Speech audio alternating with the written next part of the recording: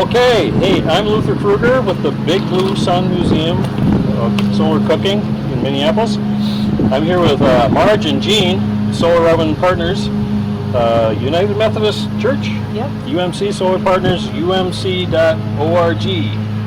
So, just solarovenpartners.org will get you there. Okay, we'll get you there. Okay. Yep. And we're in beautiful downtown Raymond, South Dakota, where they have one of their shops for putting together the parts for this oven and shipping them to the Dominican Republic, as I understand it.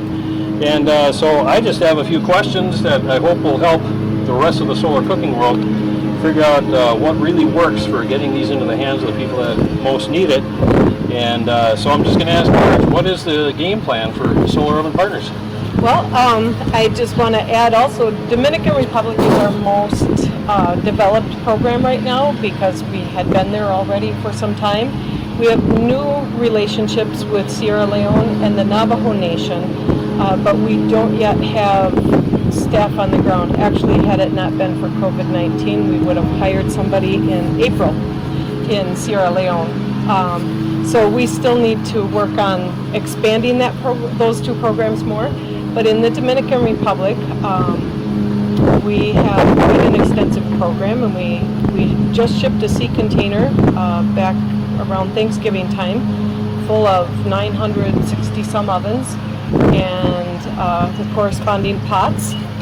And each oven comes with 3 pots. So when we distribute an oven, we don't just go and give out ovens. We require people to participate in a 2-day cooking seminar. And this seminar includes lecture time, but in addition to that, a lot of it is hands-on. So together, we start out in the morning cooking the food together. And we also have other tables where assembly is going on because we ship the ovens IKEA style, I call it, like where they're just the parts, all the component parts that need to be assembled on site. So we're assembling ovens at the same time as we're preparing food. We're putting the ovens out in the sun. And each step, whatever we're doing, I always bring some people with me. So we're going to put some food in the oven. How do you open the oven without having the top topple over? What did we talk about? And then, you know, whoever's going to open the oven tries to do it, and the other people remind them, no, remember to hook the hooks. And, you know, that way they learn by doing rather than just by being told, because it's easy to understand when somebody tells you, but it's also easy to forget when you're actually doing it. Sure. And then, so each step along the way, how do we make sure that it's getting the maximum amount of sun? Where do you need to stand? And, you know, so they're all practicing this together, and once they've been told, then they'll start telling each other, and then you know it's kind of caught on because we're going to leave after 2 days and they're going to tell each other. But another thing is our name is not Solar Ovens, it's Solar Oven Partners, and we partner with somebody at each location. And so we have a director in the Dominican Republic. Someday soon, after COVID, we're going to have a director in Sierra Leone, and we're going to establish some similar relationship with the Navajo Nation. But he goes about a month or 2 after a distribution of ovens and checks on the users to make sure they're using the oven, or if they're not, to troubleshoot with them if they've had something that didn't come out well, or if they say, oh, it takes too much time, to kind of coach them on how to, if you put your oven out early, it's not going to take more of your time. You just have to remember to think about it earlier in the day, and then you can leave it alone. Unlike cooking on a fire or a gas stove, if you walk away, it'll burn. But with the solar oven, it won't. With our type of solar oven, it won't burn. So, just to kind of give that encouragement and follow up. When people buy them, and how long is this workshop, the training? So it's a 2-day seminar, and we always tell people they're not buying an oven. They do pay they pay 1,000 pesos, which is about the equivalent of $20. The oven costs us $100 with all of its component parts, and then another $50 to ship it and ground transport it and put on the seminar. So we say $150 for the total package. But what they are giving, that money doesn't come back to us. It stays with our partner, and that's why Erasme can go back and do that follow-up visit, is because he uses that $50. And he also does distributions of ovens, 2-day seminars, same as we do when we go with the team. But he uses a local team to do that. And so that's how he pays the expenses for those distributions when a team from the States is not there. So what we tell them, that they're giving the money, that some people before them gave the money to enable us to come to see them and distribute the ovens. And they're sharing that blessing, paying it forward, giving that blessing to the next community. So whenever people say buy an oven, we say you're not buying an oven. You're making a contribution so the next person can also obtain an oven. Sure. So we try to be real careful about the language that way, because we also, that's something that the Dominican Church is trying to also encourage more of the giving to help others. Sure. And so there's just so many layers of, the ministry is solar ovens and addressing the health, wealth, and economic issues that solar ovens address, but it also addresses so much more, community development and that kind of thing. So, and so Gene, you've been involved for quite a while. You showed me pictures going back into the aughts, Yes. 2000s. Yeah, what is your role in? I started out as just a volunteer, and I've been to Haiti 4 times, and the Dominican Republic twice, and we used to bake a loaf of bread that was about 1.5 inches high and 8 inches wide, and our director at that time says it'd be nice if we had a bread pan.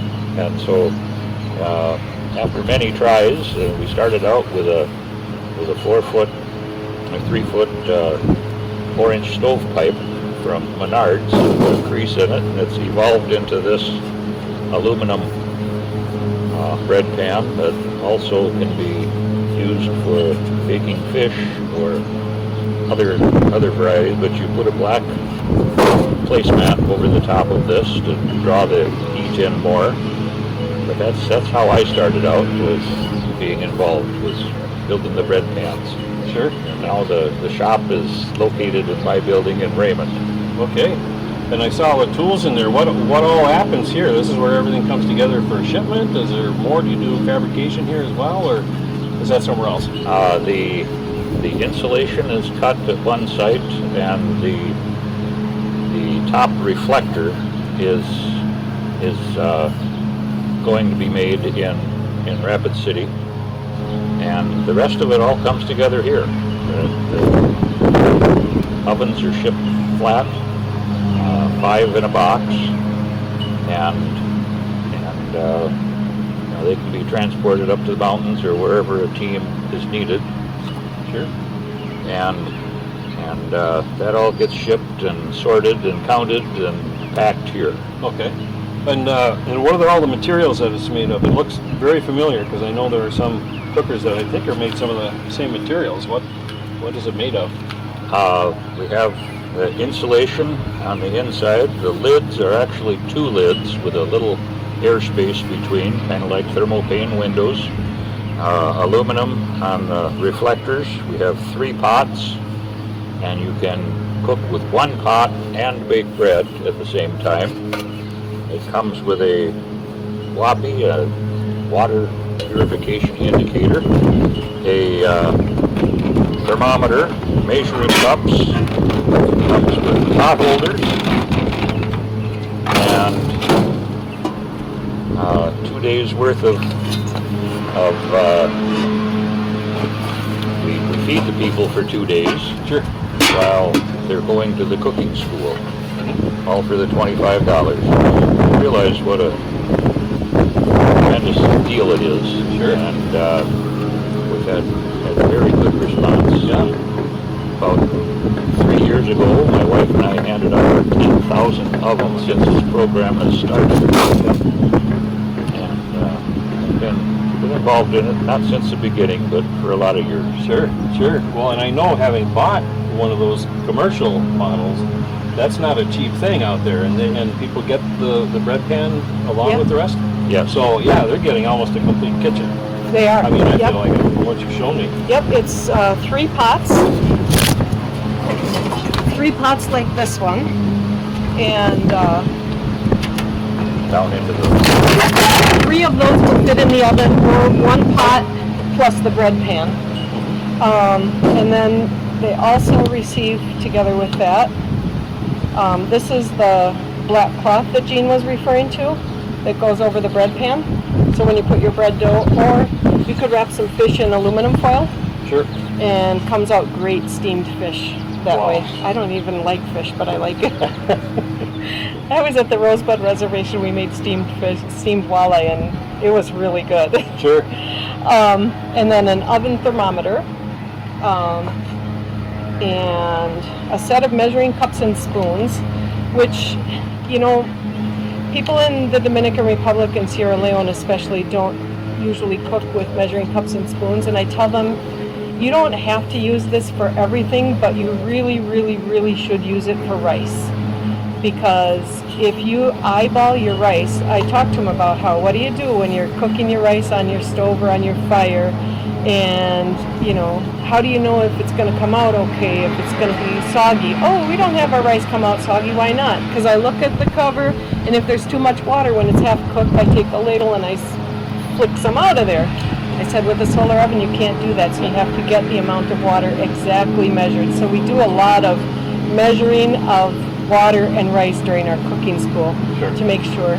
And then I say, you know, if you're making something else like a sauce, you don't have to measure a tablespoon of oil and 3 tablespoons of cilantro and a half a cup of, you know, that doesn't matter. You can mix that up however you want to. But the water for your rice, and then if you're going to make cake or something, it'll probably come out better. I said, if you really want to do it without measuring, but it'll probably come out better if you use it for cake or bread.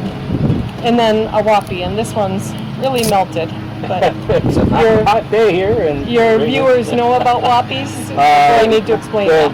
This is for anyone, so yeah, explain what that does. Okay, so the WAPI, that stands for WA is for water, P is for pasteurization, and I is for indicator. And actually it could be called MPI too, because it's also a milk pasteurization indicator.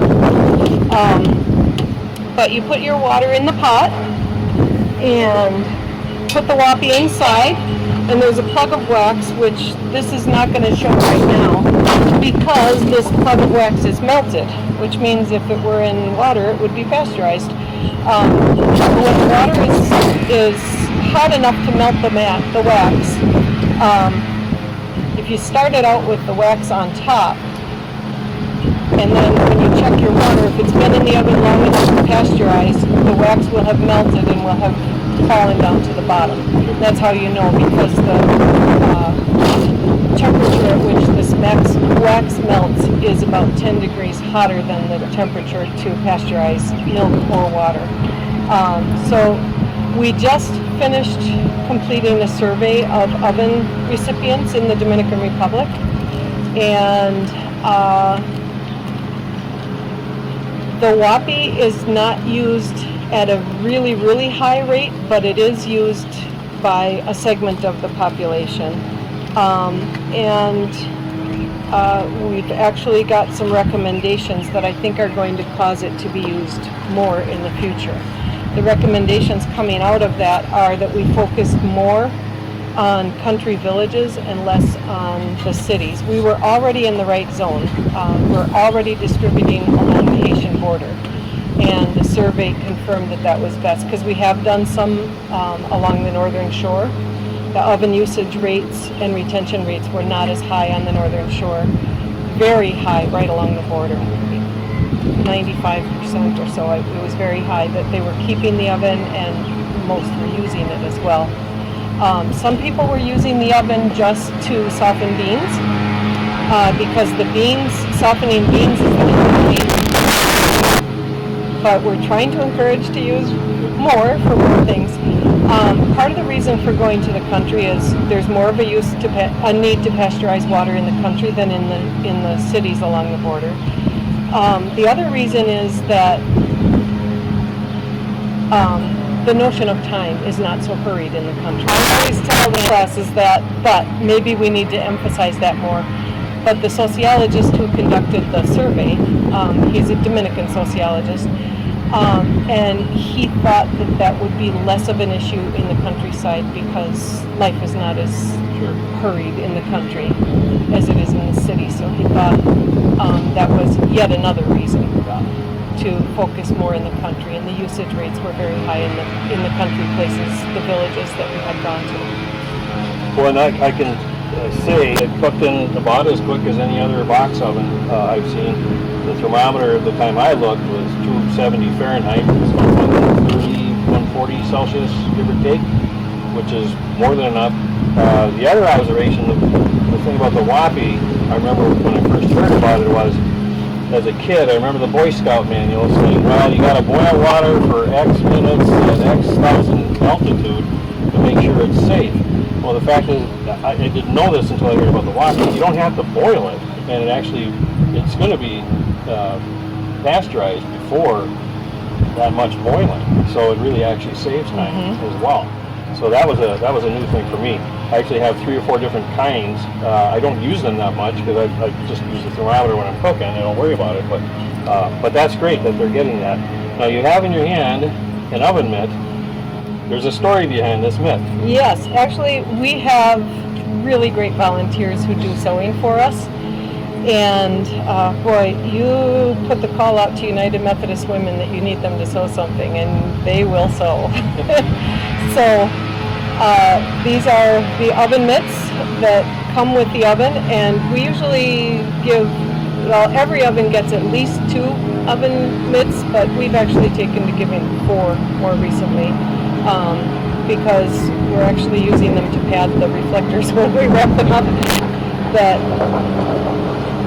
Except for one person that I know of who's a man who sews, and we'd welcome more men to be sewing, but mostly it's women who are either in their home sewing. One lady I met who was so grateful to have this to sew because she was homebound and only gets out to go to the doctor. And she said that by doing this, by having this project to sew on, she feels like her life still has meaning because she's still doing something for somebody else. And when I tell the classes that, they're just like really moved that somebody is sewing this in that circumstance. We also have groups who bring their sewing machines to church, and they all gather at church. Some of them make an assembly line, and one person cuts a piece, another person sews this line, and another one sews the next line. They just go down the line assembly line style. And others that all bring their sewing machines together, and they parallel play. They all are sewing their own potholder from beginning to end, but they're together and talking and that kind of thing. So, this fall I was at Canyon Lake United Methodist in Rapid City, South Dakota. And they told me I knew they donated a lot of potholders, but I didn't know that the last step before they put it in the box to send it to my office is they place their hand inside and they say a prayer for the person who will receive it as a way of, because they're not going to be able to go and give that and personally touch the person, it's their way of, my hand is the last one in and the next hand is going to be the person who receives the oven. And it's a way of touching their hand to the hand of the next person who's going to receive it. And when I tell that story to the people in the Dominican Republic, they just break out in applause and cheers. It means a lot to them that people have taken the time.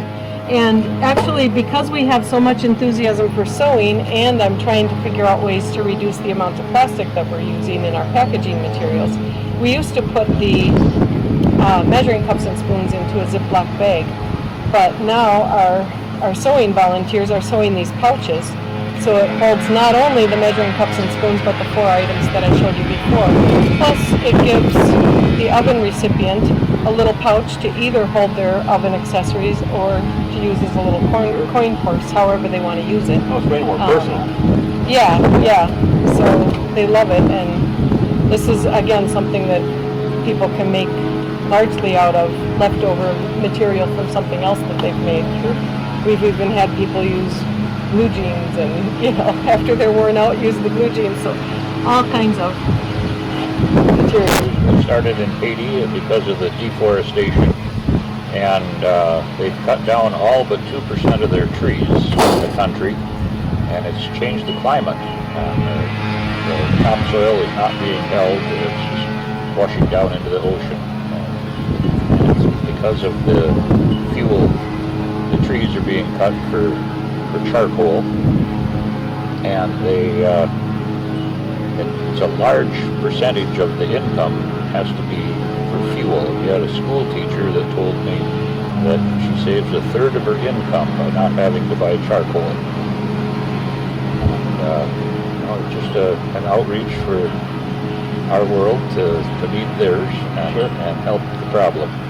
Well, I have a sister-in-law, I didn't mention this, but a sister-in-law who did research in Guatemala about indoor cooking with wood and charcoal and all the respiratory ailments and just the health issues. And at the time, the study would only allow them to research different ways to pipe the gases and particulates out. And because of some United Nations qualifier, they weren't able to say, well, here's an option, which really just seems to be, it doesn't make sense to me. So it sounds like that is probably part of your training then too, right? To talk about how this is going to help you retain what forest you have or even grow it back. Yep. The three things that the oven addresses in the Dominican Republic is health, wealth, and the environment. Health being what you talked about, the breathing of the particulates for cooking on a fire, and also the ability to pasteurize water without having to spend money on fuel to do so.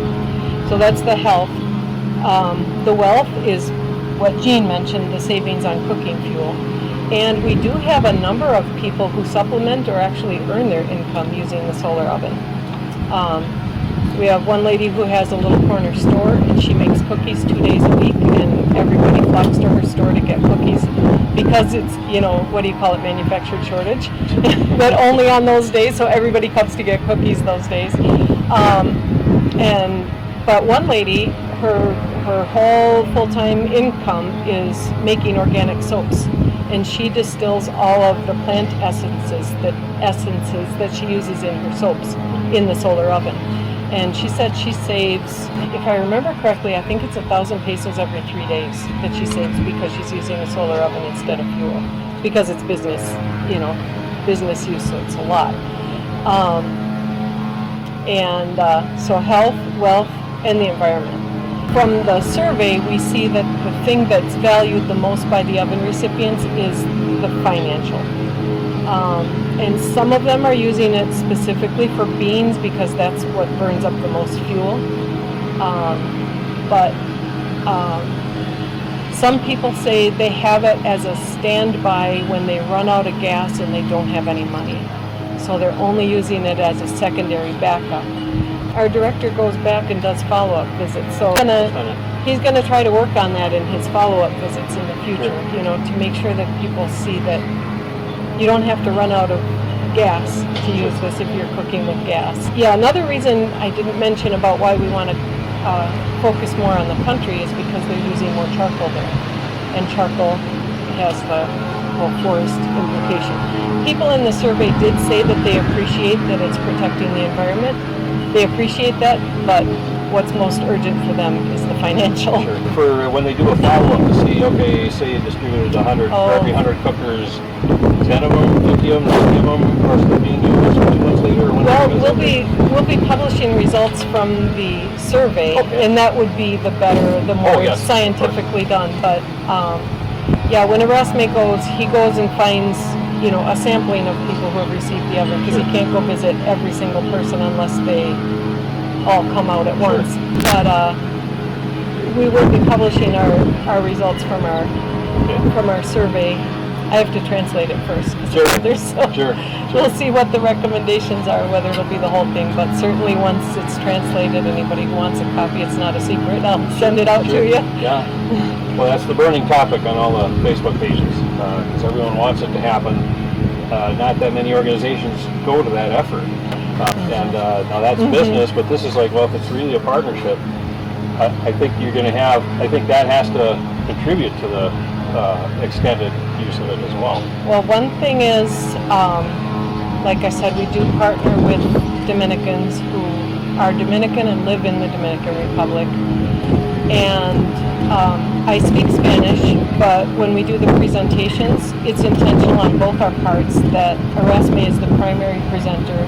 He asked me to come up and speak to the group for a few minutes, but he does the vast majority of the presentation because that'll encourage more acceptance because it's coming from another Dominican, and it's not like something that some foreigners are coming in with their strange ideas of strange ways of doing things. He's saying, I've adopted this, I think this is wonderful. So he's talking about all the benefits of it. And then I just come and share a little bit about it as well as his partner. We also have our primary leader in the cooking seminar is a Dominican woman who she's not just a Dominican cook, she's a fantastic cook. She makes really good food, plus she's really patient with people.